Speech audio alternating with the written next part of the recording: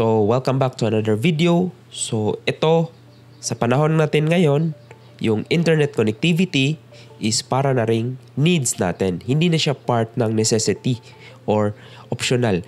Sa digital world natin ngayon, yun, kailangan mo ng internet connectivity. Mapa-wireless, mapa-wireline, mapa-fiber. So, yun, wireless tsaka wired internet connectivity. So, ngayon, yung mga internet service provider natin is nag-o-offer na rin ng prepaid fiber. Mapa-Globe, PLDT, Converge, silang mga ISP is merong mga ino-offer na prepaid fiber. Bakit? Tsaka ito, baka sa video na to i-explain ko, baka fit sa inyo yung standard ng fiber na prepaid. So, reason number 1 is yung traditional na fiber connectivity natin is merong kontrata. At least 2 years po yun. 2 years kang magbabayad ng monthly for around 1,699. Yun yung dati. Sa ngayon, unlimited internet po yun.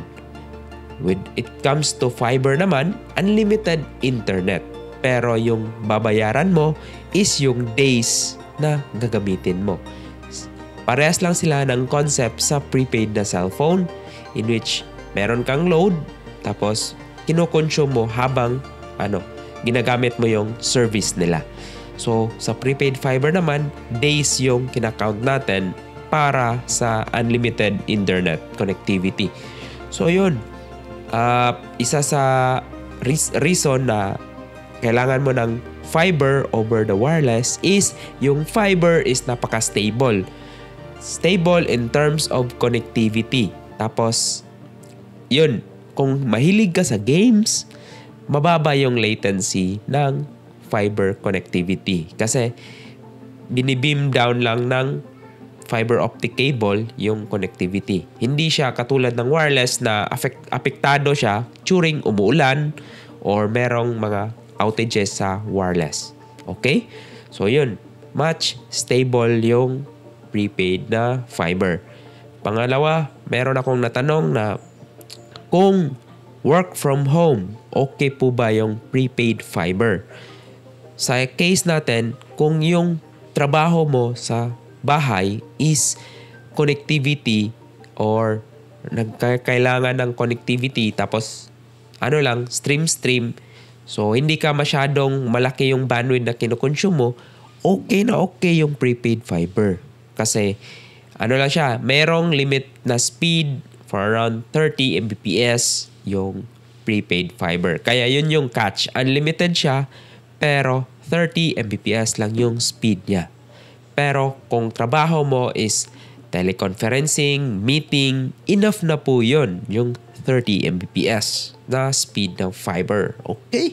So, ano pa ba yung mga tanong nila is, okay ba siya pang backup? Actually, ito yung ginagamit natin pang backup sa bahay. Bakit ka magbabayad ng 1,699 kung hindi mo naman ni-utilize yung connectivity mo? Kung less than 30 gig yung monthly mo, mag-prepaid fiber ka na lang. So, yun. Yun yung advantage sa prepaid fiber. Hindi ka magpabayad ng full na 1,699.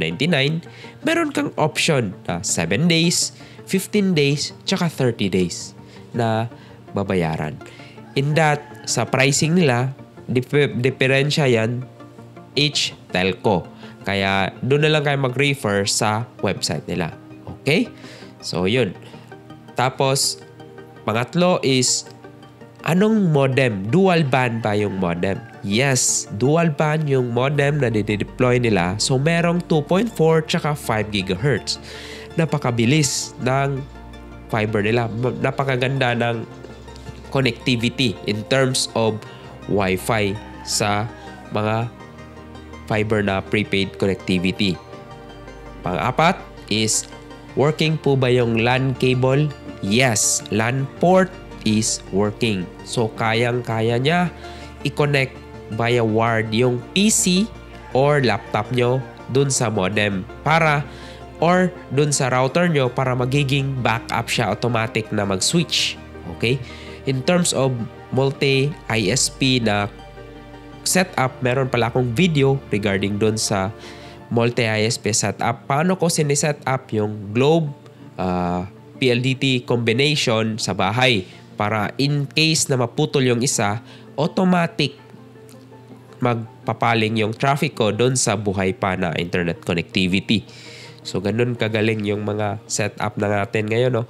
Aside doon, meron din akong mga Wi-Fi videos sa channel na ito. So, in terms of technical, so yun. Gagaling talaga yun. Okay? Tapos, ano pa ba yung questions is, paano daw yung pag-apply nun? Is, hindi mo nang kailangan ng documents pag-apply doon. Punta ka lang sa website, pag-fill up ka ng form. After ng form, bayad ka ng GCash.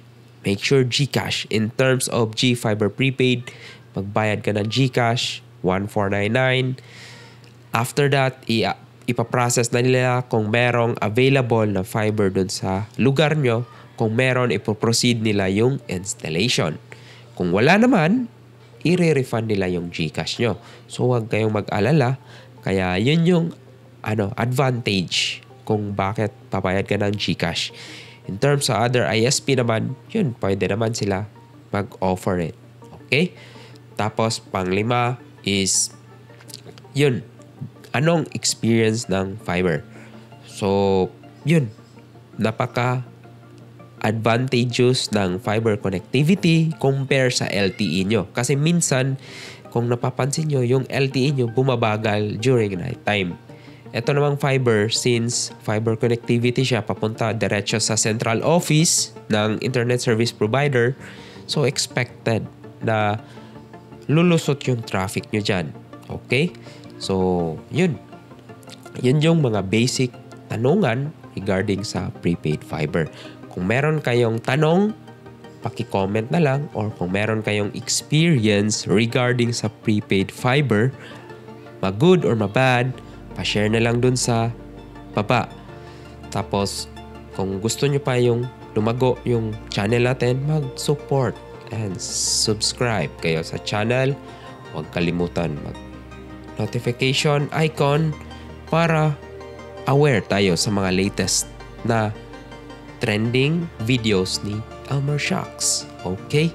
So, maraming salamat and magpakabit na kayo ng prepaid fiber para mas mabilis, mas mura, tsaka mas okay na internet connectivity. Follow nyo rin ako sa TikTok, Facebook, tsaka Twitter, Elmer Shocks. Okay? So, yep. Bonus tip. Paano naman kung masira yung fiber connectivity nyo?